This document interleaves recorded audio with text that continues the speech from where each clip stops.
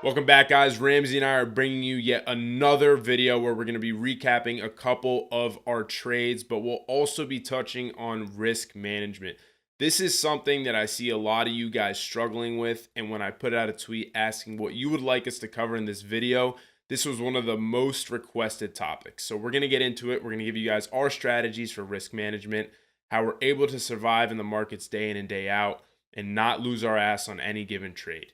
Very, very important to understand these risk management strategies because it is what keeps you going and it is what keeps you alive in the trading game. So first, let's go ahead and get into a SPY trade that I made this week. So this trade took place this past Thursday. As you guys know, the market has been very, very volatile, right? We've seen green days, red days, been a lot of chop. There's a lot of people who are now starting to make directional bets. You have to be very, very careful. I personally have been going into cash at the end of almost every trading session. Why? Because I'm not confident in holding positions overnight. But what I am confident in doing is day trading the indices, and that's the SPY and the QQQ. So let's get into this trade that I made. Again, this was this past Thursday. So you guys will notice here I have a few levels drawn, right?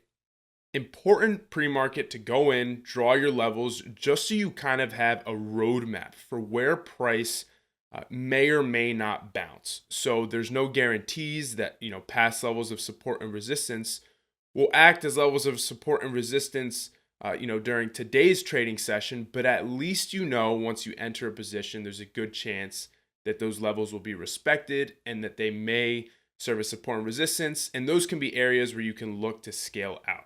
So we see here, price opened above this level of support that I had, okay? So as soon as price opens up here, and if you guys remember, this was the morning of the jobs report. So the jobs report, sent SPY and QQQ higher. Momentarily, it was right before open. Futures flipped green. It was really a surprise move, but I immediately started telling myself, there are a lot of outside factors going on in this market. I'm not so sure I'm convinced by this move. On this particular morning, Powell was coming on to speak at 10 a.m. So that was something I was also very, very mindful of. So we don't go into the day with a bias. We keep an open mind, as I was mentioning.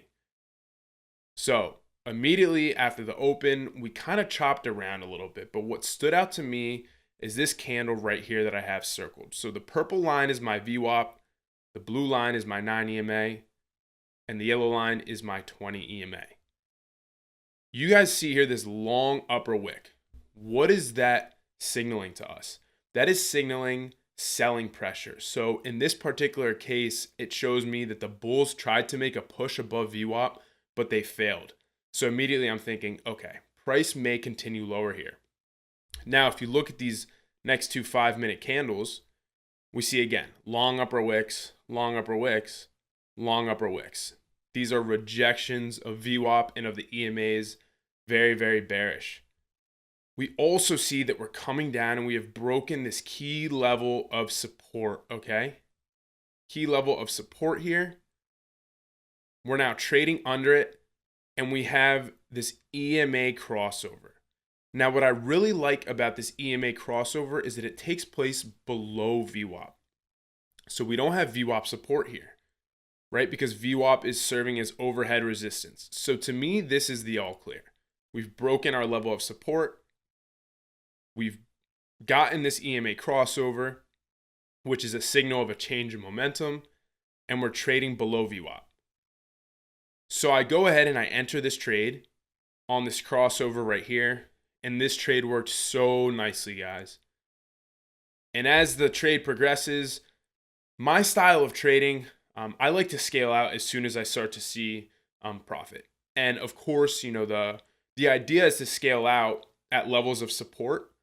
But quite honestly, and especially in this market that we've been trading, I may take profits a little bit early, even before I reach those levels, just because we've been bouncing around like crazy. And I want to make sure that I lock in some gains. So it could be, a 15% win, 20% win. I'm taking some off the table. I'm moving my stop to entry.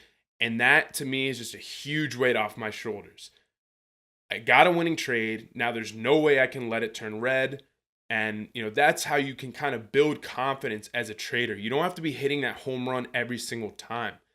And that also, comes into when we start to talk about risk management, which we'll get into later in the video, you guys will understand why taking those small gains can be very important. But again, this was perfect here, guys. And the best spot to exit this trade and where I exited would be as soon as we break above this 9 EMA. So the 9 EMA is going to serve as overhead resistance all the way down. But as soon as we open above that, that's again a signal, okay, we may see a bounce here. Sometimes what I'll do, if I'm up, a good amount, especially on 0DTE because the contracts are fluctuating like crazy, I'll use the 20 EMA rather than the 9. And, these are runners at this point, right? So I've been in this trade for a little while. I've taken most of my position off. I only have runners. I'm willing to let them come back to entry. So I'll either put a stop at entry or I'll close above. As soon as we see a candle open above the 9 is when I'll close my position. Or as soon as we see a candle open above the 20 is when I'll close out. But the main takeaway here is we wait for that confirmation, right? We don't want to enter the trade here because this won't always pan out. So I mentioned, when I saw this long upper wick, I'm automatically telling myself, okay, the bears are in control early here, right? This is starting to look like a bearish setup, but I don't rush into the trade. You got to think about what could have happened here. We're still trading with our level of support, right? Above our level of support, rather. Then we get this bounce. This bounce could have easily stopped me out of my position, although the trade would have panned out, right? So put yourself in the opportunity to have that really strong risk versus reward. If you're entering here and we then reclaim this level of support that is now flipped resistance, you can exit that trade, right? Because you're wrong. And that would be your exit point. But give yourself a chance, be patient, wait for the trade to develop. Once you get that confirmation, this crossover is just beautiful. And that's how you're going to, start to have more success and start to have a higher hit rate. All right, guys. Yeah, so now I'm going to go ahead and get into a trade I made last week. This is a Bank of America trade. As you can see, we got the chart up right here. And just like Dwyane was saying, it's really important in the morning to wake up, kind of create that plan, chart your levels, figure out what your thesis is for the specific stock, the specific ticker that you're looking at. So first and foremost, the first thing I like to do when I wake up in the morning, whether it's around 7 to 8 a.m., I like to get onto my computer, check out how we're trading on pre-market. So just some quick background info on this specific chart that we're looking at right now. These blue price levels down here are Fibonacci retracement levels from the current retracement that I was focusing on in this specific time period that we're trading in on Bank of America. And our purple levels are my pre-market support and resistance, or should I say pre-market high and low. So something to keep in mind is levels that I also like to focus on, or should I say intra-week levels, is previous day high, previous day low. And sometimes I'll kind of like just leave those levels on my chart for a couple days until we break out of that range if they show importance. So for example, as you can see here, so this is a Wednesday. This is the day that we're going to be focusing on, Wednesday, the 16th of February. Tuesday on the 15th, we see that we opened up a little bit below this 48.13 Fibonacci retracement level. We did break over it, but couldn't hold very long, where we ultimately flushed. And we had another retest throughout the day, which was basically an intraday resistance, intraday high, should I say, at this 48.13. We flushed under it and didn't test it again. And then Monday, our high of the day, basically our high of the day was a rejection off of this 48.13 level. So immediately coming into the trading session on this day, Wednesday, my ideas were, I want to see how this stock is, how Bank of America, how this specific ticker and price action is going to respond as we get closer to this previous, should I say, resistance level, this fib level, 48.13. And another one that I have in this sequence, 47.53, which is our 50% fib level. It did pose as some importance in the previous day on this Tuesday. We didn't get completely down to it, but we had, a nice bounce, should I say. What is that? About 3 cents off the level. Now, other levels that I put on, right? I come on, I wake up in the morning, immediately I chart my pre-market high, my pre-market resistance, which is at this 47.99 level. Right here, as we can see, this shaded portion of the chart is our after hours, our extended hours, and our pre-market low, our pre-market resistance or support, which is 47.42, right at this red candle right before we open. Now, something that I do also like to put a key emphasis on is with respect to pre-market levels. I'm not going to say I ignore anything before 7 a.m., but I do pose and focus, put a little bit more importance and emphasis on pre-market levels, pre-market price action from 7 a.m. till open. Reason being is I'm not 100% sure on this statement, but Webull is one of the only brokerages I believe that opens trading at 4 a.m. The other ones, Thinkorswim, E-Trade, and whatnot, they open at 7. Most of them open at 7 for pre-market trading. And with that price action, those buyers and sellers, I kind of focus a little bit more on our 7 a.m. to 9 a.m., 9:30 to our open price action and movement. So once again, we have our pre-market high at 47.99. 7 a.m. high basically responded with our pre-7 a.m. level, and our pre-market low, which is 47.42. So immediately at open, I wanted to see if we could get a bounce off of our pre-market low. Now, unfortunately, from my end, this was a solid idea, but we opened basically right at that level and immediately just had a really nice green candle about 47.42. We closed at 47.77. So about a 30-cent move on this specific candle at open. So that idea, to go long off of a bounce off this level was immediately, I wasn't able to do it just because we opened so close to that level and took off right away. So that thesis, that idea, a bounce off our pre-market level, put it behind me, and I just said, okay, now let's focus on our overhead resistance, our overhead levels, right? We have this 47.99 level, our pre-market high, and this, should I say, sort of a more macro resistance level at 48.13, which was rejected on Monday. It was Monday's high, along with yesterday when we flushed under it. We weren't able to break over it again. We tested it to the penny, right? Previous day, right here after we flushed, it held, it rejected, and we didn't get over it. So that's, my main really important level here. So as you can see, BAC, crazy price action. We broke over. By the way, my VWAP is in yellow, my 8 EMA.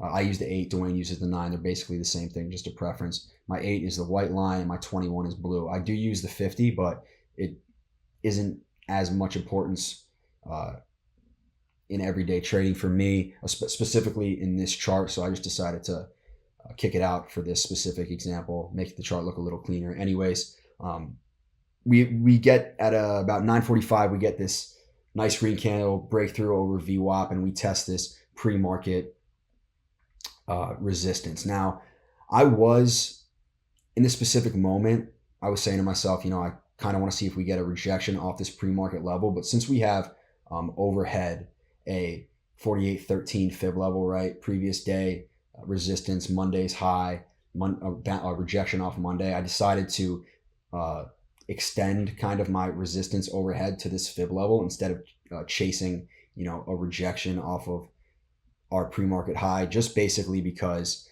it's relatively close, right? There's not that much room overhead. There's 14 cents on Bank of America is a decent move, but these levels are so close that I decided to make my play off of the 48.13 level. So what I decided to do is, I wouldn't say I took a gamble. I took a very educated and smart trade. I took a starter size trade on the 47.5 puts at this 48.13 fib resistance test. Basically the idea saying there's not enough bullish price action. I feel like the move is rather overextended, and with this previous resistance level, my idea was a rejection off that level. So I actually entered in this candle right here. We did get a break over the level. We never closed and opened, right? We never had a full 5-minute close, open, and confirmation over this 48.13 level. So although I did enter on this test of the level at around 48.13, I believe our contracts were down like 9 to 12%. I wasn't stopping out of this position unless it was going to hit my 20 to 25% stop loss or close and confirm over the level. And as we can see, we got a really nice rejection. This high, this very large wick right here is a very bearish signal to me that the bulls are losing momentum. And ultimately, we rejected off this level. We got a really nice move in the next 5-minute candle. We got about a 40-cent move, which happened in 5 minutes. So right when we rejected off of our level and we tested our pre-market high to the downside, what I like to see is I like to see previous resistance turn to new support, previous support turn to new resistance.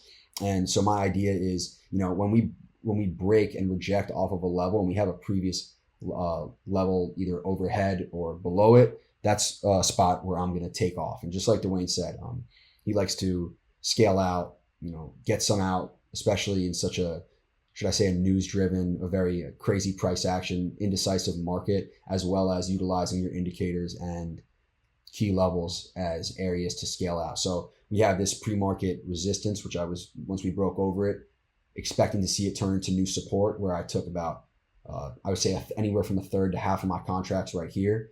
We broke through it.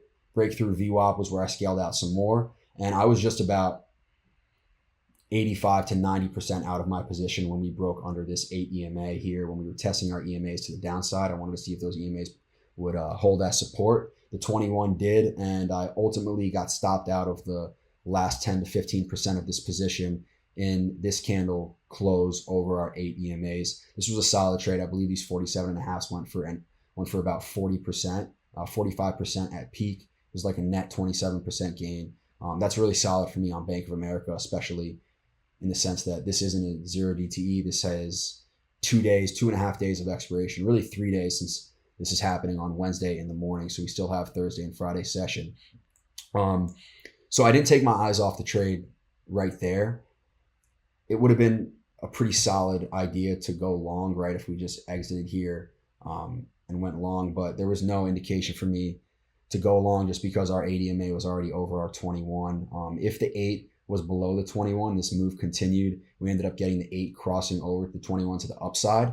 I would have stopped out of this put position, these 47.5 puts, and I would have probably looked to enter calls on to the upside if we had that crossover. But like I said, the 8 was already over the 21. Not enough conviction for me. Didn't want to rush it. So I said to myself, all right, I'm gonna take a glance elsewhere, take a look at the indices, take a look at what the market is doing, come back to this, keep it on the screen, keep an eye on it, and basically I want to see if we get another test of this 48.13 level. And as you can see, about 30-40 minutes later, we do get another test, and I entered the 47.5 puts again, using a little bit of profit from the previous play. I entered a starter size right here in this candle. And same idea, right? We have this nice 48.13 is showing as intraday resistance as well as weekly resistance. I figured nothing is telling me that this move is going to continue, and we're already up for the day. We had a nice 27% net, 45% trade here. So I decided to enter again on a test of this level. And once again, in my head, all right, we're entering these puts, these 47.5 puts. My idea, the plan behind this trade is to scale out at our resistance and indicators below us. So previous pre-market resistance, looking to see that pre-market resistance turn into new support, right? Previous resistance turns to new support, previous support turning into new resistance. So once we got that break of that rejection of this 47.13 level again, we showed a lower high, got a nice rejection off this level. I trimmed some out at this previous resistance level, which did hold as support for about 15 minutes, right? For 10 to 15 minutes. And I alerted in the Discord if anyone was looking at it. We found some support at pre-market highs, 47.99. Need a break under it for these to pay. And the 48.13 fib resistance adds were solid. And once we get that break under this level, I scaled out some more. And I was probably about 60 to 70% scaled out of this trade once we got that VWAP break in this candle. And the rest of this was about a 35-40% move. And then basically my idea for the rest of that trade was, instead of utilizing VWAP and EMAs, right, a break over the EMAs as my signal for getting stopped out, we did have this, right, this previous resistance level overhead. So there was really no reason for me to stop out over the EMAs, taking into consideration that I'm already 65-70% out of this position for a solid 40% gain. I might as well let this last half of the position, this last third of the position, ride to this previous resistance level, right? Instead of just stopping out quickly over the EMAs. Now, this is kind of a strategy that I wouldn't even say it's a strategy. It's just an idea that I've implemented into my trading to avoid being faked out. Now it's more risky, right? Because let's say that we do break over this resistance level. I get stopped out of the last 30% of my position over this resistance level. I would probably be kicking myself in the butt and saying I should have just stopped out over the EMAs. But in my opinion, there's really no reason to stop out over the EMAs when we have overhead resistance relatively closely, right? It's only an 7 to 8 cents overhead. So I'm willing to let those contracts ride out, taking into consideration, once again, I'm already scaled out for 60-70% of my position for a solid win. And as we can see, it was a nice idea letting my contracts ride a little bit longer. We got a rejection off of this level, flushed under our EMAs. We got an EMA, an 8 to 21 crossover for the first time the whole day to the downside, which is a really nice signal to me that the bears are in control. Volume was slowing down, although we did have consistent volume throughout the day, nothing crazy. And I got lucky right here, being that this was actually a Russia-Ukraine headline, that some sort of war news headline, and the rest of this position, we flushed for the next 15 minutes. And look at where we found support along this 47.53 previous support level on a Fibonacci retracement. And that's where I scaled out some more along this break. I exited this trade in this candle for about 70%. Should have stayed in hindsight, because we never broke over the 8 EMA, and these puts actually ended up printing at peak for 92%. But I didn't have enough contracts to really ride this move to the downside. I wanted to get out completely and secure that win. So I was out completely in this candle, and we found support along the 47.53 fib level. We ultimately broke it, and our low of day stayed consistent with our pre-market low, 47.42. Our low of day was what? 47.39. So that pre-market resistance held. We got a really nice bounce off of it, and EMA crossover 8 to 21 to the upside. Pretty solid call setup, but that was not a position I took. It was just the puts off of our previous resistance fib retracement. And this is something that Dwyane and I, and really all the Kane guys, we like to talk about, is when you're utilizing not only just understanding of price action, news, and obviously the option chain, but when you're putting together your key levels, right, whether they're fibs, pre-market levels, macro levels, along with your indicators, right? In my instance, VWAP and EMAs, when you're combining all those together, it just creates high conviction entries, high conviction ideas. So there's not really, I wouldn't say there's really one way that we all trade. It's a combination of a lot of factors that we see on our charts every single day. And with those factors, with those ideas, it just gives us a solid, framework for what we're looking for these trades. And it's really all about conviction. So I would say that Dwyane and I are similar in the sense where we like to, get up in the morning, really chart those levels, figure out what the ideas and what our theses are for specific tickers. The real only difference, should I say, between us as far as conviction and entries is I'm kind of a guy that likes to take that trade-off, being that I kind of enter with a little bit less conviction. Should I say, I don't wait for, candle closes or, more conviction on specific levels. For example, like I think Dwyane would rather enter, puts off of a confirmation close under the level or he waits, another candle or two, which is, and there's no right way of doing it, but I would say there's wrong ways, right? Just rushing in, kind of, being an idiot with your entries, chasing alerts and whatnot. But it's just a trade-off, right? So I like to enter on these tests rather than get a clear cut, candle close conviction. And the positives to that will be, from time to time when the trade goes right, I will get a better fill, better entry, which potentially would lead to a bigger gain on the net percentage of the trade. The downside of that is there is more room for getting faked out and losing on the trade, right? Instead of waiting for conviction. But yeah, that's basically it for this trade. It was a really solid day. I love being able to nail a trade twice, whether it's nailing puts to the downside and then nailing the reversal if it's calls going long, or just, the exact same idea on a specific ticker. It's really rewarding, being that we woke up in the morning in pre-market, we got on here, we set our levels, we said what we wanted to do for the day and executed it. So that's something that we do every day, take pride in it, and is really something that everyone should do, right? I mean, I think that's probably the most important. Yeah, it really is the most important thing that we do. I mean, Dwyane, you woke up this morning, you had a live charting session for the members, the premium members, and executed. You were like 3 for 3 in the first 15 minutes of the day, or maybe it was 2 for 2, but it was those ideas that you went over at 7 a.m., 7:45, right? Yeah, man. And something I've been saying and I've been preaching recently is that the money isn't made once the market opens. We make our money during pre-market and the night before when we're charting and studying and creating a game plan. I think that a lot of traders, enter with this, or, on any given market day, they'll enter the day with this idea that, okay, at 9:30 a.m., I'm going to be searching for the hottest stock or the biggest mover, and that's what I'm going to play. That strategy could work, effectively maybe a few times.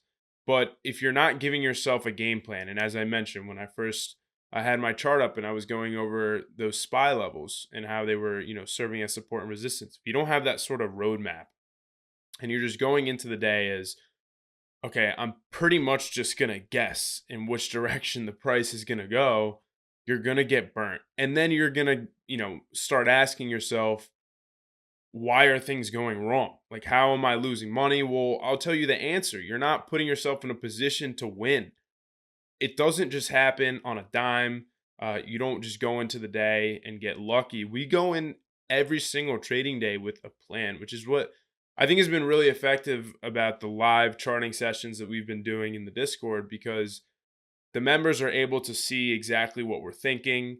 And when I then go in live voice and I take my trades, it's not a surprise. They're not just seeing alerts and taking the alerts and then wondering, okay, but why did he take that trade? Well, I'm giving the game plan. And then all I have to do is go and execute, right? It's like studying for a test.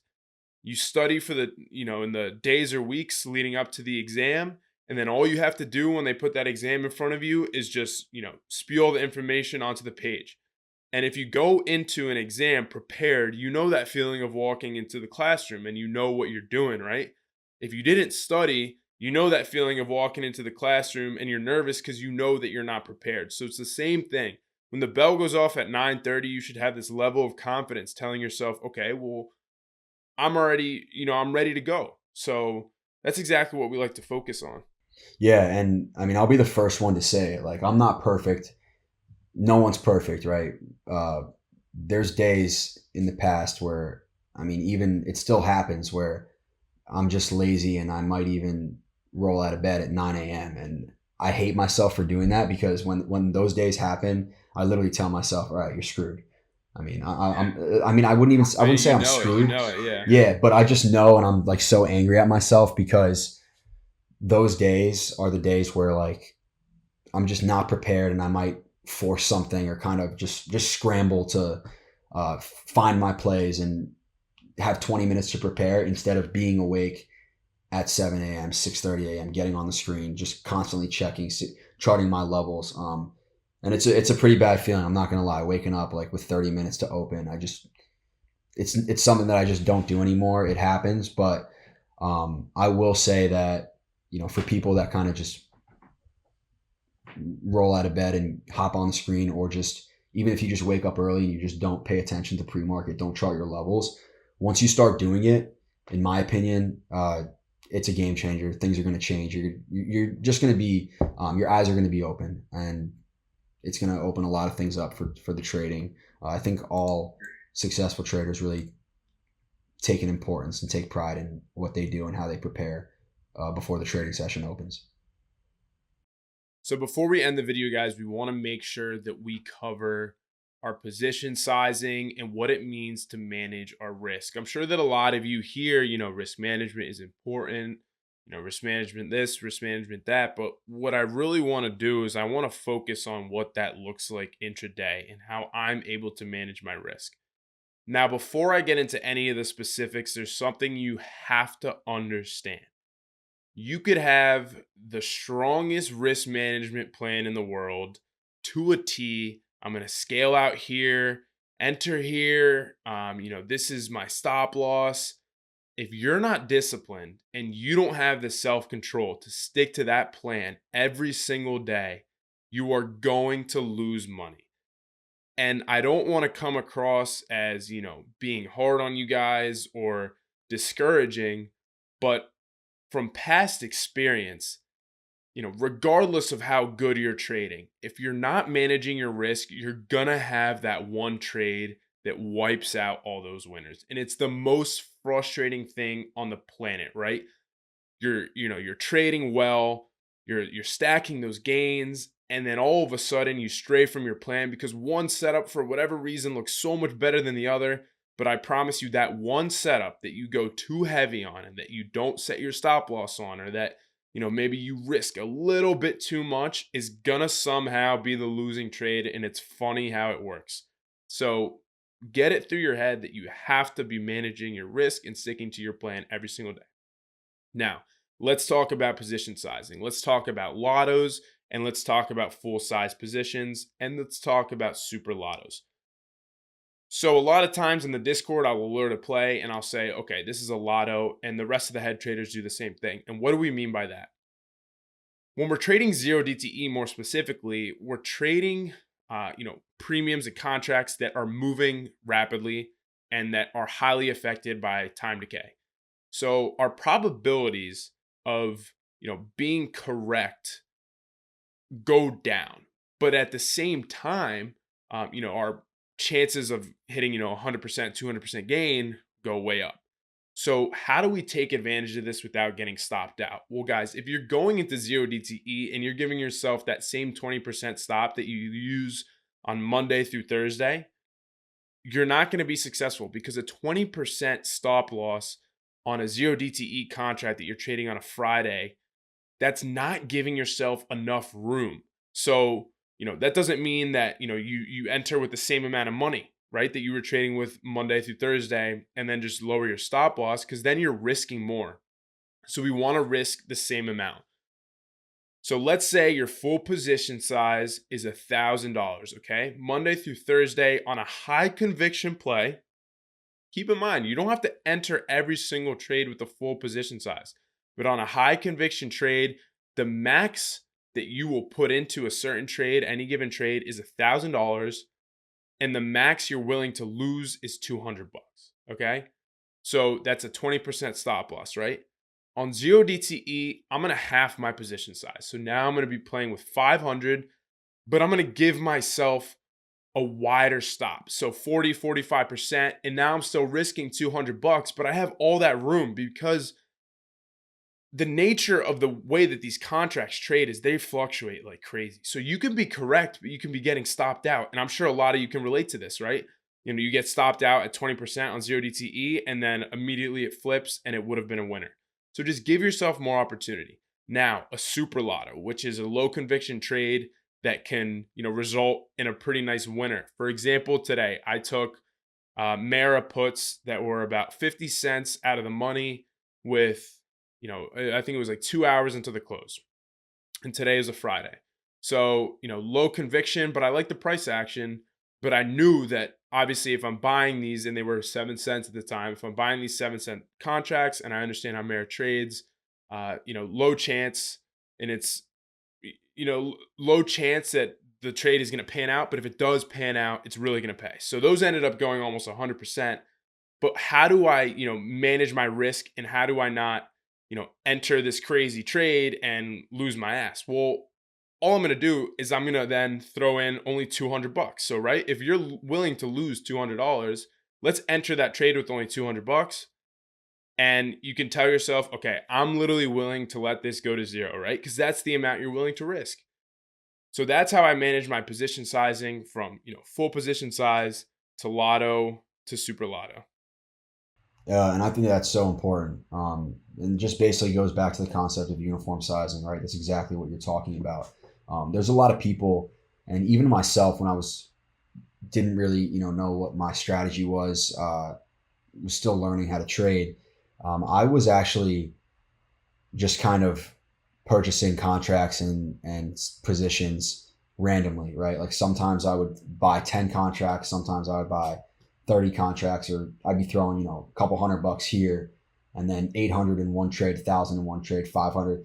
And I was not finding success. The only way that you're going to find success if you're not trading in uniform sizing is if you're like the best trader in the world and you go 90% on your hit rate. And reason being is most of us are not going to hit 90% of our trades. Most of us are not even going to hit 80, 70% of our trades. And so what uniform sizing does is it allows you to minimize risk by literally just sizing the same across each trade with respect to your positions, whether it's a full size, whether it's a lotto, a super lotto, and basing everything around that max loss per trade. So just like Dwyane said, your max loss per trade is $200, full size position, $1,000, max loss 200, 20% stop loss. Lottos, you can cut it in half to 500 and set your stop at 40%.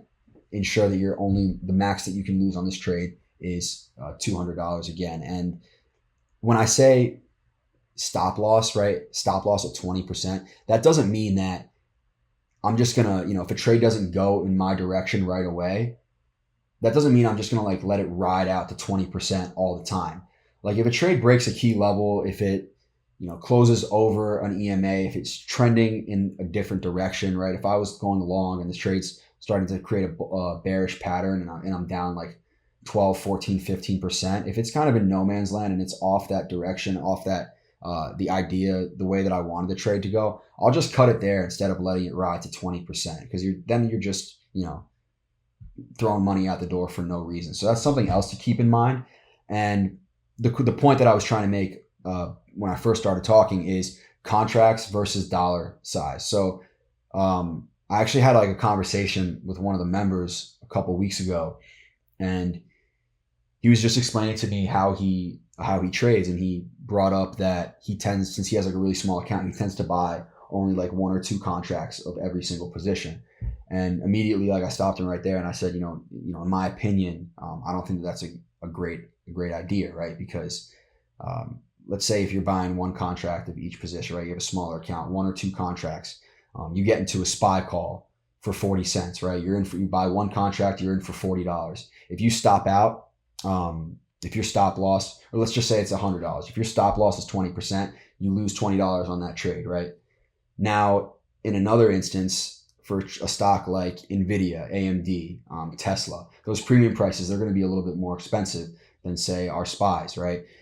With whether or not you're going, extremely out of the money, staying close to the money. So you could enter like an Nvidia or a Tesla call or put, and you're grabbing one contract, but the premium price is at $3 or $4, right? It hits your max stop loss of 20%. You're losing more than a 20% loss on $100 of that, that SPY trade, right? One contract. So what I say to that is it's smarter to just go and base everything off of dollar size instead of contracts, because you're never going to be able to size uniformly and correctly if you're just going based off of contract size, right? If you want to buy 10 contracts of everything, you can buy 10 contracts at 10 cents, right? Spend $100 on one trade, and then you go to Nvidia, you buy 10 contracts at $200, or at $2, you're in for 2,000, and it's 20% stop on 2,000 is way different than a 20% stop on $100. So that's also something that changed my trading immediately. When I stopped, dicking around with my position size and just throwing money all over the place, like my risk was set in stone. It was perfect, and stopped losing more money than I should. And to speak to that same point, something that I think is really important that people don't tend to focus on, and something that I implement in my trading every single day, is making sure that a loss I take on a trade is a dollar amount that I'm confident in making back on the next trade. So we talk about like pain point and how much you're willing to lose. Well, think about it this way. If you have a large account, let's say, $50,000 or more, and you're willing to lose $500 to a grand on a trade just because that's what you're comfortable losing and it's not going to really affect you emotionally. That's cool and all, but if you're only averaging, like 200, 300, $400 on a trade, you're automatically putting yourself at a disadvantage. So what I tell myself is, okay, my stop and my dollar amount needs to be a dollar amount that I'm confident in making back on the next trade. And you really have to play into your style as a trader. If you're one of those guys who takes off half at 100% and lets the rest ride, and that's your strategy, it's either, make or break, and your average winners are pretty big, right? Okay, well, then maybe your stop can be a little bit bigger. But if you're more like me and you're a trader who takes base hits and you're scaling pretty early, I have to understand what my average winner looks like. And I would recommend actually going in, putting it in Excel, tracking it, getting an average, and then creating a stop loss based off of that. Because people will go in and they'll say, okay, I'm going to use like a $2,000 position size and I'm going to put a 20% stop. So max I can lose is $400, but they're averaging $100, on their average win. So it's like, how could that possibly make sense? You now need 5 wins to make up for that one loss just to be profitable. So make sure that you're being logical. And especially if you're new and your win rate is lower, then make sure that those stops are really, really tight, guys. And just learn the game first. No need to, be taking huge losses on any trade just to try to hit a home run. But you need to be hyper focused on that dollar amount. As Ramsay mentioned, the dollar amount is way more important than like the percent. Like people are always like, okay, like using a 20% stop loss. Well, what does that mean? And what does that mean for your account? And what does it mean for your mental capital as well? Because if you're losing 20% on a trade, but when you hit that stop, you're like, oh shit, like that was a lot of money. Well, then that's not what that 20% stop is supposed to be. That 20% stop is supposed to be like, okay, like, man, that sucks that I lost that trade, but I'm making it back on the next one. That's what your mentality should be like. But we're going to go ahead and wrap up the video here, guys. I hope that you guys were able to take something away from this video. Obviously, we're going to continue to do these. These are helpful for us, obviously, just to be able to share our ideas. But from communicating with you guys and communicating with the members in the Discord, it seems as though you guys are really benefiting, and that's what we love to see. And for those of you who are really starting to trade well, we see you on Twitter. We see you, commenting at us and tagging us and in our DMs and stuff. And for us, that's super rewarding. And that's really the purpose of us doing this. So, Ramsay, I think that this video is going to be super helpful for a lot of people. Yeah, no, for sure. And we'll keep printing these out. These, I mean, not only are good for the members and anyone that follows us, but going over these trades, just talking, conversing about it, it also helps us, right? Instill those ideas and just basic concepts that we use on a day-to-day basis. So yeah, dude, it was really, really cool. We'll definitely be putting out more of these in the future. And just for everyone watching this video, if you want to just leave a like, comment, and subscribe to the Kane Capital YouTube channel, that really helps us out. Build up the channel, let us share it with your friends, get this video out to as many people as possible, and just continue educating. So yeah, really appreciate it again. Thanks, guys.